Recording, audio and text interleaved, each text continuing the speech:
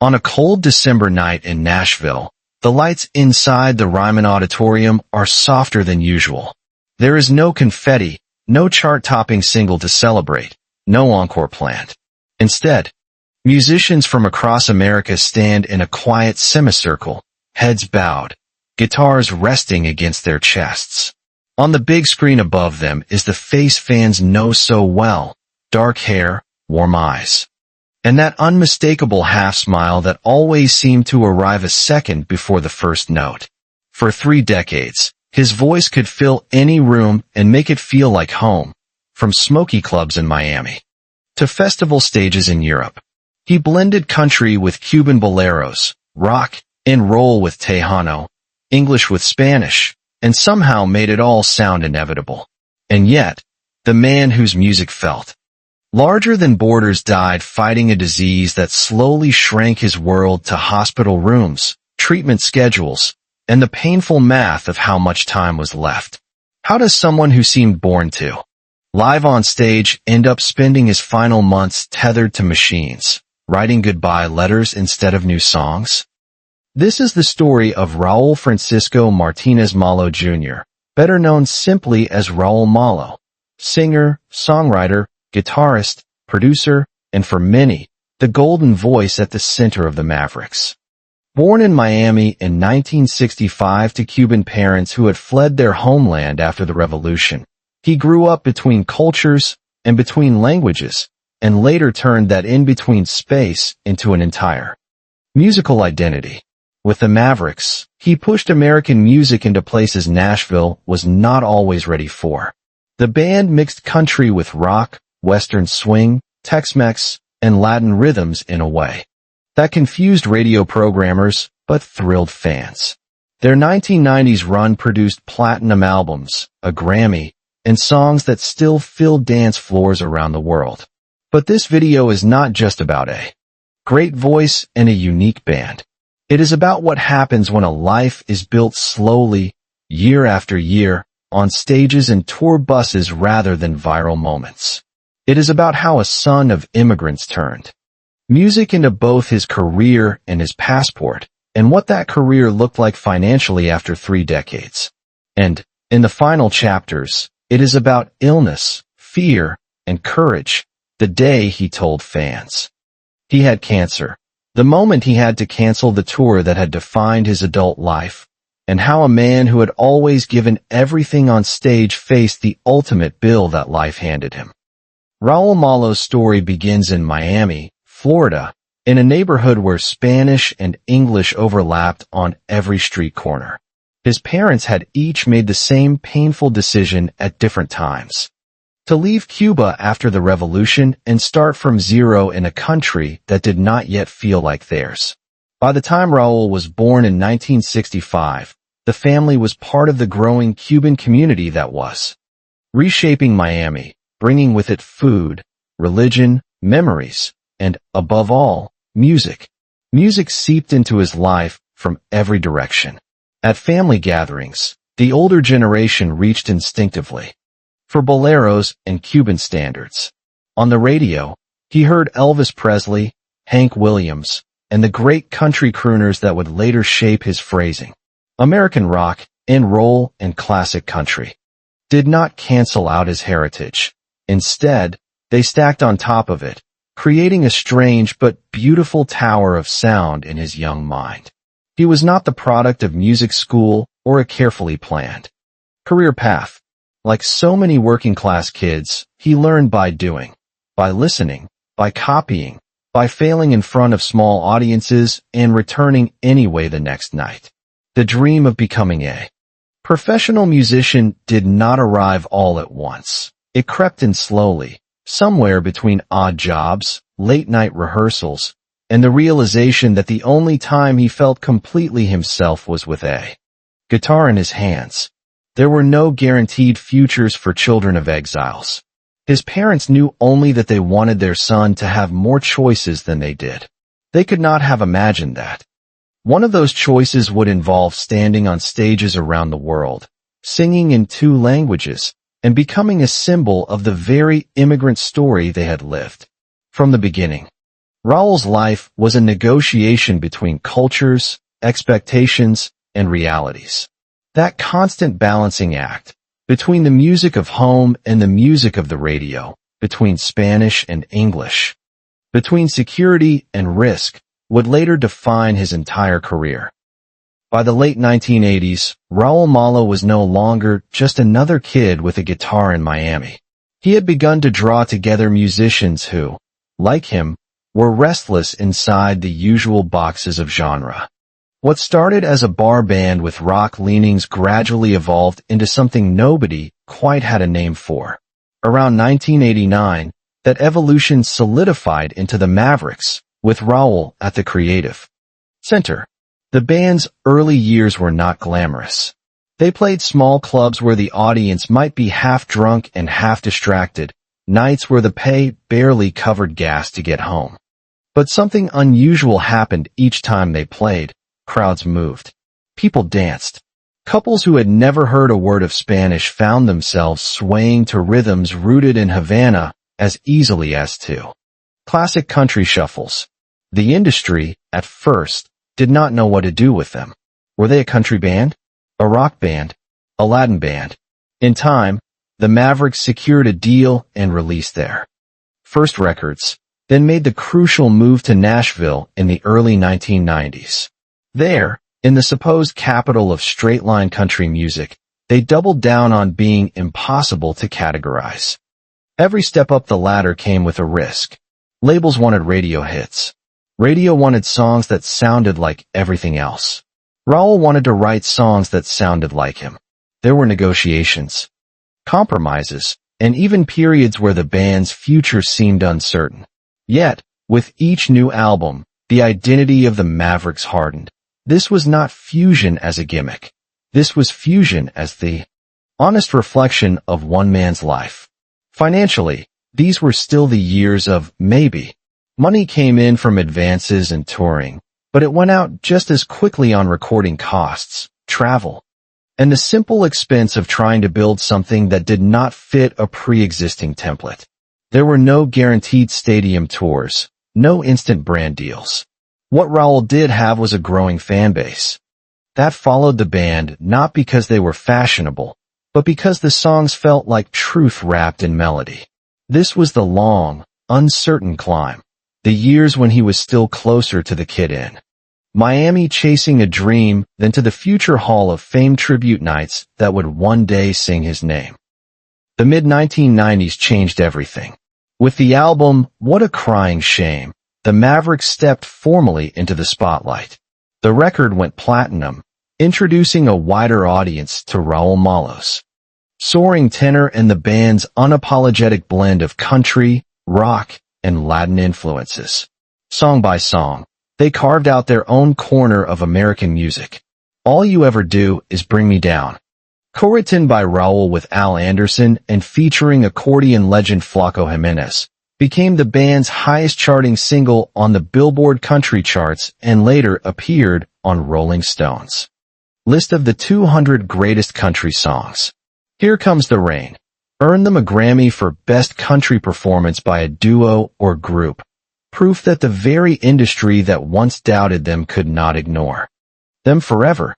These were the years of sold-out shows, television appearances, and long tours where every night seemed to confirm that their strange musical gamble had paid off. Beyond the Mavericks, Raul joined the supergroup Los Super 7, launched a solo career, and continued to write and produce, expanding his palette even further. The financial picture finally began to reflect the artistic success. Hit songs meant royalties. Tours meant steady income. Songwriting credits gave him a share not only as a performer, but as a creator. Over time, these streams, from band work, solo records, collaborations, and production, built into a real fortune. By the time of his death, estimates placed his net worth around $10 million, a number that represented not a single massive payday but decades of work across multiple projects. In 2015, the Mavericks were recognized by the Americana Music Association as Duo/Group of the Year, a kind of delayed acknowledgement. That what they had been doing all along, crossing genres, languages, and expectations, now stood at the heart of modern Americana. Later, a Spanish-language project topped both Latin pop and Americana/folk charts, underlining just how far his multilingual vision had traveled. From the outside, this looked like a simple success story. A gifted singer forms a band, makes hits, wins awards, earns millions.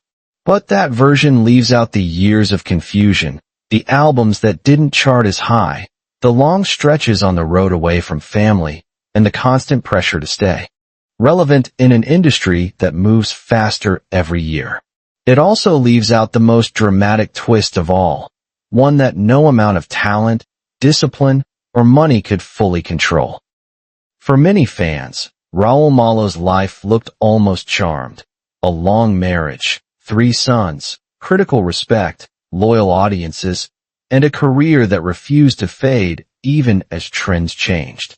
But like most long stories in the entertainment world, his contained quieter, more fragile chapters that did not always make the stage banter. The band went through breakups and reunions. In the early 2000s, the Mavericks disbanded, worn down by label politics, shifting tastes, and the relentless grind of the road. Raul pivoted into a solo career and side projects, keeping the music going but also facing the financial and emotional realities of being an artist without a stable corporate machine behind him. There were years when the path forward was less a straight line and more a series of improvisations. Then, in June 2024, he made an announcement that shocked fans. He had been diagnosed with colon cancer. For a man known for his powerful stage presence, the image of him as a patient tethered to chemotherapy and scans felt almost impossible to process. At first, there was hope, a belief that treatment would buy time, maybe even a return to something like normal. But the disease did not follow the optimistic script. By September 2025, Raul revealed that the cancer had progressed to leptomeningeal disease, a rare and devastating condition in which cancer cells spread to the membranes surrounding the brain and spinal cord. The remaining dates on the Mavericks tour were canceled. Stages that had been booked for months fell silent, replaced by hospital corridors and specialized treatment centers. Behind the scenes, the financial realities of serious illness in America surfaced, even for a successful musician. Friends and fellow artists organized benefit efforts to help with mounting medical bills, dedicating songs and performances to support the man who had given so much of his own life to music. Emotionally, this was a different kind of stage. Raul could not fight this disease with a perfect performance or a better record. What he could do was remain honest. In messages to fans, he expressed gratitude, vulnerability, and a clear awareness that time was becoming precious. At tribute events held while he was still alive, his words were sometimes read aloud because he was physically unable to be present. The man who had once commanded festival fields now reached his audience through letters and posts written from a hospital bed. On December 8, 2025, in Nashville, the city that had become his second home, Raul Malo died at the age of 60. The battle was over, not only against cancer but against the illusions that talent alone can protect anyone from the hardest parts of being human. News of his death traveled quickly through Nashville, Miami, and far beyond. Statements poured in from fellow musicians, industry figures, and fans who had built entire chapters of their lives with Mavericks songs as the soundtrack. They did not all agree on what to call his music, country, Americana, Latin, Tex-Mex, but they agreed on one thing. There had never been another voice quite like his. Tributes emphasized not just the sound, but the mission behind it. Raul Malo had spent his career preserving and celebrating a multilingual American musical repertoire, insisting that the story of this country could not be told in one language or one style alone. He championed music education and regularly used his platform to argue that the next generation deserved access to instruments, teachers, and spaces to create.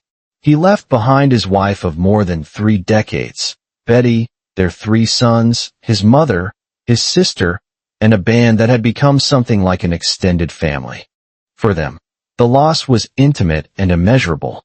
For the wider public, his legacy lives in recordings that span more than 3 decades, from early Mavericks albums to later solo and Spanish-language projects. His story does not fit neatly into one shelf in a record store or one playlist category. That is precisely its power. Raul Malo proved that an immigrant's son could stand in the center of American music without erasing where he came from, that you could mix Tex-Mex with honky-tonk and Cuban rhythm and still break hearts in 3 minutes and 30 seconds. In an age obsessed with labels, he built a legacy out of refusing to wear just one. When we look back at Raul Malo's life, it is tempting to focus only on the voice.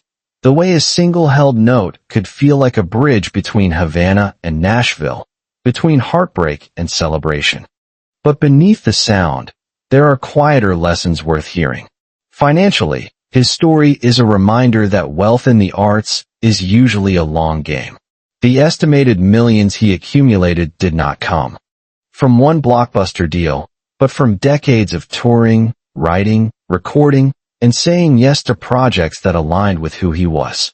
At the same time, his final years show how fragile even a successful career can be when serious illness enters the picture, and how important community becomes when money and medicine collide. On a human level, his life suggests that identity can be an asset, not a burden. He did not choose between being Cuban and American, between Spanish and English, between country and Latin. He held all of it and turned it into songs that made other people feel less alone. So here is the question for you. When you listen to Raul Malo now, knowing how his story ends, what do you hear more loudly? The tragedy of a life cut short, or the courage of a man who spent 60 years turning his mixed, complicated reality into music that will outlive him? If this story moved you, let us know in the comments. Share your favorite song or memory, and subscribe to the channel so we can keep exploring the lives and the hidden costs behind the legends of American music.